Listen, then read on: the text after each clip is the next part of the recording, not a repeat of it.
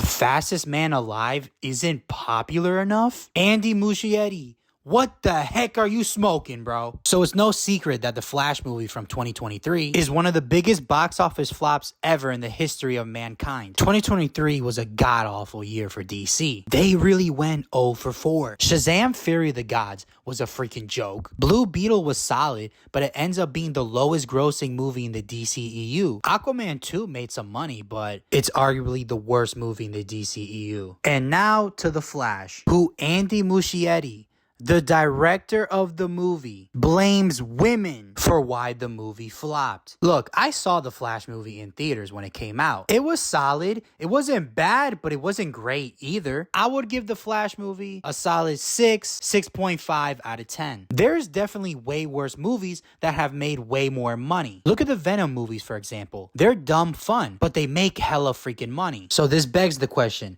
why the heck did the Flash movie flop? It's not rocket science. It's not that complicated. It's only for a couple of reasons, really. But what it's definitely not is saying that the Flash just isn't popular enough. Flash is one of the most popular superheroes ever. When you think of speed, when you think of a fast superhero, everybody literally thinks of the Flash. He's literally one of the core members of the Justice League. Saying that he isn't appealing enough is just beating by the bush. And a crappy excuse for not being able to say that the movie just wasn't that good. It's that simple. Point blank period. It's movie 101. Generally speaking, when you make a good movie, that movie is going to end up making a lot of money. If you make a bad movie, then there's a chance it's going to flop. Nobody's going to see it. You're going to lose the studio millions of dollars. You're not going to get a sequel, etc., etc. You get the point. You know how I can prove this? Spider-Man Across the Spider-Verse, one of the best movies ever made, literally came out 2 weeks prior and was a massive hit. Everybody was talking about that movie. Even to this day, we all waiting for Beyond the Spider-Verse. Saying that The Flash isn't popular enough literally makes zero sense. James Gunn proved that you can make a movie with a bunch of no-names and still make it great and successful. Suicide Squad doesn't count. That was during COVID. They also released that movie on streaming the same day. James Gunn was able to make a trilogy of the Guardians. Now you give him the most popular superhero ever in Superman? That equals $1 billion.